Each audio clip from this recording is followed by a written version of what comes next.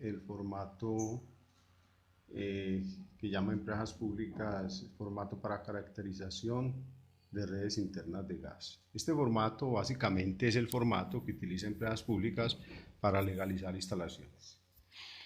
Bien, tiene varias partes este formato. Hay una parte inicial pues como que es como datos de fecha y cosas de estilo, eh, datos de la instalación. Aquí ya, esta parte de aquí se llama, como puedes leer, se llama aspectos técnicos de la red, ¿cierto? Y esta de aquí se llama la parte que corresponde a puesta en servicio. Bien, aparecen aquí una serie de consideraciones, ¿sí? En esta parte. Y más abajo aparecen requisitos de seguridad en el recinto, que es básicamente esta parte que te estoy señalando ahí. Eh, y bueno, aparece aquí ya una serie de firmas con cédulas y demás asuntos. Esa es como la primera parte. Eh, en lo que se refiere a la otra parte, la siguiente, pues aparece aquí el espacio para hacer la vista de planta con el trazado. Aquí aparece lo que es el esquema tridimensional. Y por último, pues, por último no, aparece aquí lo que son las memorias de cálculo, ¿cierto? Bien, entonces empecemos desde el principio. Bien, te invito entonces a que visites el blog, ahí ya estamos publicando una serie de cosas permanentemente, todo referido a gas combustible. Y también te invito a que te suscribas al canal para que recibas estos videos directamente sin esperar, pues, sin buscarlo, sino que cada vez que publico yo un video ahí lo recibes en la notificación de tu correo. Bien, empecemos entonces. La primera parte concierne, esta es la empresa distribuidora en este caso, en nuestro caso es empresas públicas, yo vivo en Medellín y entonces esa es la empresa distribuidora de mi ciudad en lo que se refiere a gas natural. Y en esta primera parte aparece algo que se llama, yo lo llamo como los criterios, o aquí lo llaman como criterio normativo y una serie de datos, ¿cierto? Inicialmente una serie de datos, el dato de la fecha en la cual se elaboró la instalación, el criterio normativo. Este formato sirve tanto para instalaciones internas de tipo residencial y comercial que están cubiertas con la norma 2505, ¿cierto? Y también para instalaciones industriales cubiertas por la norma NTC 4282. Para nuestro caso vamos a hacer, vamos a llenar el formato para una instalación residencial sencilla, después vendremos con más. Bien, y luego aparece entonces lo que son los datos de la instalación. En esos datos aparecen datos como el nombre o razón social de la persona, ¿cierto? Aparece nombre o razón social. Yo puse un nombre cualquiera, cualquier parecido, pues ahí me disculpan. Aparece datos del teléfono de la residencia, el número de la orden de trabajo, que en este caso es cuando una empresa, el número interno de una empresa, en este caso empresas públicas, la orden de trabajo que emita para hacer la instalación, pero empresas públicas tienen contratistas que hacen ese trabajo. Entonces el número de la orden de trabajo. Aparece aquí la dirección de la instalación, repito, es una dirección simulada. El municipio, en nuestro caso es Medellín, y esto de aquí aparece, son las 18 dígitos que trae la cuenta de servicios, para este caso acá en la ciudad de Medellín. Entonces hay que tomar la cuenta de servicios, allí aparece. Bien, básicamente. Y pues al final aparece aquí como si fuese si es la construcción de una red interna o simplemente ya estaba hecha la red interna y se va a dar el servicio. Este primer caso, construcción de la red interna, se refiere a cuando de pronto un instalador independiente va, hace la red interna y, y la señora no tiene equipos para colocar la red. Entonces habrá un segundo momento en el cual vaya otro personaje a habilitar el servicio. Bien, básicamente esos son los datos de la instalación. A continuación aparecen una serie de aspectos que son los aspectos técnicos de la instalación. Esos aspectos técnicos de la instalación están dados, por ejemplo, el tipo de red, si es una instalación nueva, que el cual va a ser nuestro caso, o si se trata de una reforma. Nosotros dijimos, entonces acordémonos que vamos a trabajar en una instalación residencial. Bien, el número del anillo, estoy colocando un número cualquiera, repito, como un ejemplo. El anillo es el sistema de distribución de gas al frente de la vivienda o del inmueble del cual se pega la acometida, es un circuito, entonces eso está marcado en las esquinas, en el caso de Medellín, en las esquinas de la ciudad, con unas placas amarillas que traen la información del número del circuito, si no, la empresa distribuidora tiene ese dato. Eh, Número de salidas, para el caso de nosotros vamos a tener salida para cocina y horno que vamos a manejar con una sola válvula, a eso le conocemos como salida, y tendremos algo que se llama, por ejemplo, calentador de paso. Esa será la salida para el calentamiento de agua. Puede también existir, en este caso no para nosotros, la salida para secadora de ropa, en el cual con su respectiva válvula, entonces eso sería otra salida. Para el caso de nosotros no vamos a considerar sino salida para la cocina y para el horno. Y eso sería la salida para cocción, llamémosla así. Y una salida para calentamiento de agua, que en este caso es a un calentador de paso. Bien, el tipo de tubería es una red que estamos para este caso ejemplificando con cobre, por lo tanto el tipo de unión de esta red es red soldada, voy marcando con una X, ¿cierto? Eh, el trazado de la tubería en este caso va a ser a la vista va a ser, dice la norma 2505, que todo aquello que se perciba a simple vista en la tubería, entonces es una red a la vista. Eh, Tendremos protección mecánica, en este caso no, la protección mecánica hace referencia a protección de la instalación contra golpes. Es el caso de una canaleta metálica de pared gruesa que se instale para protegerlo, por ejemplo, cuando la tubería va por la fachada, en este caso no lo haremos. Es el caso de un riel que se coloque a la entrada de la instalación, por ejemplo, a la entrada de un garaje, con el fin de que un auto no dañe el centro de medición, se coloca un riel, ¿cierto? Protegiéndolo, es una protección mecánica. En este caso no la tendremos. Protección contra la corrosión, si vamos a pintar la tubería, aunque el cobre es un excelente material que no es fácilmente corroíble, debe pintarse y es una protección adicional. La tubería más sensible a la corrosión es la tubería de acero. En este caso la instalación va a ser en cobre. La vamos a pintar con esmalte sintético. Entiendo que todavía la empresa distribuidora recibe este tipo de material como protección contra la corrosión. En tuberías de cobre pues mucho más. La hermeticidad, cuando la instalación ya se hizo y todo, entonces se procede a meterle presión a 30 psi, que son equivalentes a 2.067 bar, ¿cierto? Se tapona la instalación y en una de las salidas sin tapón se mete presión con un inflador 30 psi o con un compresor 30 psi o 2.067 bar, y esa es la presión inicial. Me voy a hacer resanes y una serie de cosas y vuelvo al rato y observo. Y si la presión final es igual a la presión inicial, entonces quiere decir que no tiene fugas. Aquí hay que aclarar que a veces por cambios de temperatura se genera diferencia en la lectura. Por ejemplo, eh, le hice la presurización a 30 psi, o es decir a 2.067 bar. Le hice esa presurización a las 3 de la tarde cuando estaba haciendo un calor infernal de 35 grados, y fui a leer a las 7 de la mañana cuando la temperatura era ¿de qué? De 18 grados centígrados, entonces las lecturas tienen una cierta diferencia debido al cambio de temperatura.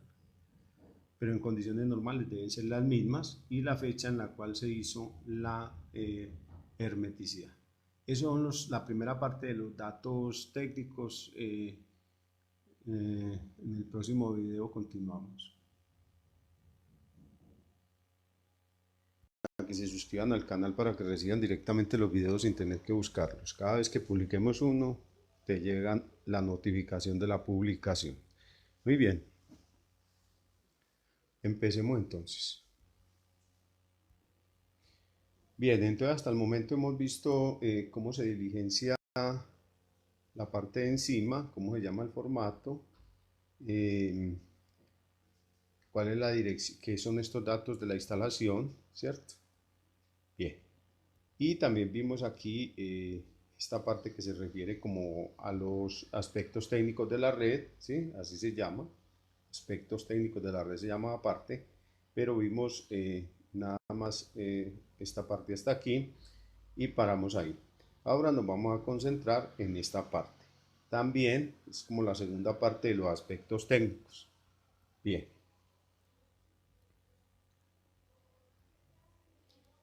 Bien, entonces en esta parte hablan de básicamente como de tres temas. Uno, las condiciones de regulación, otro, las condiciones de ventilación y por último, de los ductos de evacuación. En la primera parte que llaman las condiciones de regulación, podemos tener regulación básicamente en etapa única o en primera y en segunda etapa. Esas son como las regulaciones más comunes que encontramos, ¿cierto? Pero entonces el asunto es que todo depende de la instalación. Por ejemplo, para el caso de instalaciones residenciales, eso es lo común. Pero también existen en instalaciones multifamiliares regulaciones hasta en 3 etapas. Bien. Entonces, para este caso vamos a regular en etapa única. ¿Por qué vamos a regular en etapa única? Pues vamos a regular en etapa única porque es una instalación residencial, porque la potencia son 25 kilovatios, porque es una instalación muy cortica, básicamente por eso. Y con regulación en etapa única es suficiente. Bien, si es regulación en etapa única, pues obviamente no hay regulación en primera etapa ni en segunda etapa, solamente es en etapa única. Bien, ahora vamos a las condiciones. Bueno, los reguladores que se colocan en los centros de medición son reguladores de venteo. Estos reguladores, ¿por qué son de venteo? Porque son reguladores que cuando se sube la presión demasiado, entonces ventean hacia el exterior. Estos reguladores no se deben instalar adentro en las viviendas porque cada vez que se presurice va a descargar el gas adentro de la casa. Entonces, lo que hay que hacer es instalarlos en los centros de medición. Existen reguladores de bloqueo, ¿cierto? Estos reguladores de bloqueo normalmente se instalan en partes internas de la edificación. ¿Por qué? Porque cuando se siente presurizado ese tipo de regulador, entonces se bloquea y no hay venteo al interior de la edificación. Podemos hablar de reguladores de bloqueo, pues a ver, en zonas internas de edificaciones, ¿cierto? Para el exterior, como es el caso de la presente instalación, entonces colocaremos regulador de venteo. Bien, en cuanto a las condiciones de ventilación, esta parte hace referencia a las condiciones de ventilación. ¿Qué ventilación va a llevar la vivienda? Entonces, hay un solo recinto cuyo volumen es de 14.4 metros cúbicos y hay 25 kilovatios instalados. Cuando cojo 14.4 y lo divido entre 25 kilovatios, entonces me da una razón de metros cúbicos a kilovatios de 0.576. Como ese valor es menor que el valor que estipula la norma NTC 3631, entonces tengo que colocar ventilación, ¿sí?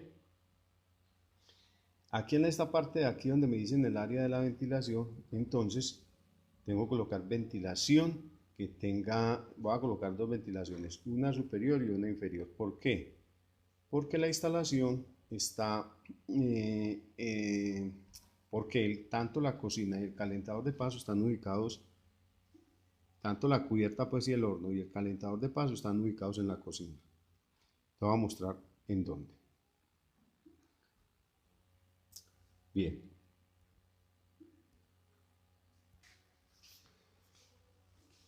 Bien, entonces observen el detalle de la vivienda a la cual estamos haciendo este formato FC. Uno, tenemos por aquí una zona de ropas, por aquí tenemos el baño, en esta parte tenemos una bibliotequita, por aquí tenemos sala comedor, aquí tenemos una alcoba y tenemos una cocina. Bien, y en la cocina se ubicó la estufa y el horno, pues, un horno de empotrar ahí, o una estufa de pedestal integrada, pues, lo mismo. Por efectos de potencia es lo mismo. Y se instala un calentador de paso. Ese calentador de paso está cerca al baño, ¿cierto? Porque va a calentar el agua del baño. Bien. Este señor de aquí, estos dos equipos, cocina y horno, el horno no se ve porque está debajo, suman 12 kilovatios. Eso es una potencia de diseño que normalmente se utiliza y está como estandarizada, ¿no? Y el calentador de paso son 13 kilovatios, también una potencia de diseño. Cuando sumo 12 más 13 me da 25 kilovatios. 25 kilovatios instalados en este recinto. En esta vivienda solamente hay un recinto para el caso de ventilación y es donde están instalados los dos equipos. Y ese recinto tiene una puerta, por lo cual es un sitio encerrado y eso es lo que lo convierte en un recinto. Si no tuviera esta puerta, entonces habría que calcular el volumen de este espacio, sin la puerta pues, más todos los espacios con los cuales está comunicado, ¿cierto? Sin puerta, los espacios que no tengan puerta. Ese sería el volumen. Pero para nuestro caso, lo que tenemos es un solo recinto que es este, entonces el volumen donde están instalados los 25 kilovatios, ¿cierto? Será este que tengo aquí. 2 metros por 3 daría 6. Y como ahí no se ve la altura de la vivienda, voy a suponer, y normalmente son 2.4 metros entre el piso y la losa, entonces tendré que multiplicar para encontrar el volumen 2 por 3 por la altura 2.4, ¿cierto? Al hacer esa multiplicación, entonces obtengo un valor de 14.4 metros cúbicos, ¿sí? Y al hacer la operación de dividir el volumen, ¿cierto? El volumen 14.4, dividirlo entre la potencia que son 25 kilovatios, ese valor me da este dato. Cuando este valor me da menor que 3.4, que es un parámetro establecido en la norma NTC 3631, entonces quiere decir que necesito colocar ventilación. Si el valor me hubiera dado un valor mayor a 3.4, no requeriría ventilación. Eso es lo que dice la norma 3631, te hablo de la segunda actualización. Bien, ahora el problema es qué ventilación vamos a poner. Yo digo que vamos a poner dos ventilaciones, una superior y una inferior, también basados en la norma NTC 2505. ¿Por qué? Por lo siguiente. Bien, entonces ya sabemos pues que el recinto es confinado porque esa relación da menor de 3.4. Ahora, ¿qué rejillas debemos colocar? Entonces, deberemos ventilar como las rejillas que yo le coloque a este espacio. Estamos suponiendo como normalmente se da, que aquí en este lado hay una vivienda, aquí hay otra vivienda y aquí atrás hay otra, ¿cierto? Eso es lo normal. No estamos diciendo que la vivienda sea una vivienda en toda la esquina, no es eso. Entonces, si yo le coloco aquí unas rejillas, ¿cierto? Obviamente no va a colocar unas rejillas de ventilación hacia esta alcoba, no. Porque entonces estaríamos tirando, digamos, en una posible fuga estaríamos tirando el gas a la alcoba. Obviamente, pues eso no es debido. Tampoco la norma lo permite. Entonces las rejillas las tendremos que colocar aquí en este murito. ¿Cuántas rejillas? Habrá que colocar dos rejillas, una inferior y otra superior. ¿Qué dice la norma 2505? Que esta ventilación no es directa hacia el exterior como sería una ventilación aquí, sino que es una ventilación indirecta, ¿cierto? Indirecta. Le tienen otro nombre por ahí en la norma, pero yo me acomodo más diciendo que es indirecta. ¿Por qué? Porque simplemente cuando le coloquemos una rejilla en este muro, entonces las posibles fugas o el aire caliente que sale por la combustión y el aire frío estarán comunicando las rejillas con el resto de la edificación, con esta parte. Entonces, dice la norma 3231 que yo debo escoger entre dos valores. ¿Qué área para ventilar debe tener esa rejilla? Dice, debe ser de 645 centímetros cuadrados. Ese es uno de los valores que da. O me dicen, multiplique la potencia que tiene instalado, o sea, 25 kilovatios, que ya sabes, porque ya te lo acabé de comentar, multiplíquelo por 22. Cuando yo multiplico 25 por 22 me da 550.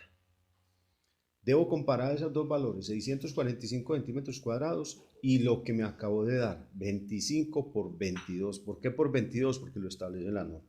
Siempre será por 22, siempre y cuando vaya a ventilar un recinto interno. Listo.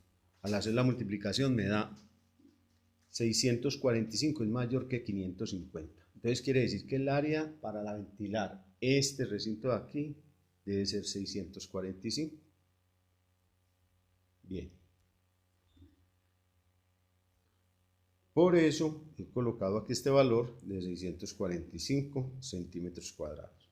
Esa era la ventilación que va a tener la rejilla. Eso es equivalente a una rejilla metálica de 33 centímetros, una rejilla metálica cuadrada de 33 centímetros, más o menos. Porque se supone que una rejilla metálica tiene 40% de material y 60% de área libre o de hueco. Eso es 60% corresponderá a estos 645. Y la norma dice que como es una ventilación, vamos a ventilar un recinto interior, entonces deben ser dos rejillas, una superior y una inferior. Bien, esa es la forma como se llena esta parte de acá, ¿sí? Esto está referido a la norma 3631, actualización 2 es la que actualmente nos cobija. En la parte aquí del ducto de evacuación, entonces hace referencia a qué tipo de equipos estamos instalando. Entonces, estamos instalando un calentador de paso de 5.5 litros, ¿sí? Ese es un tipo A, ese no necesita, aquí en Medellín, en la altura de Medellín, no necesita colocarle ducto de evacuación, por ser equipo tipo A. Y la cocina y el horno también son equipos tipo A, los cuales no requieren ducto de evacuación.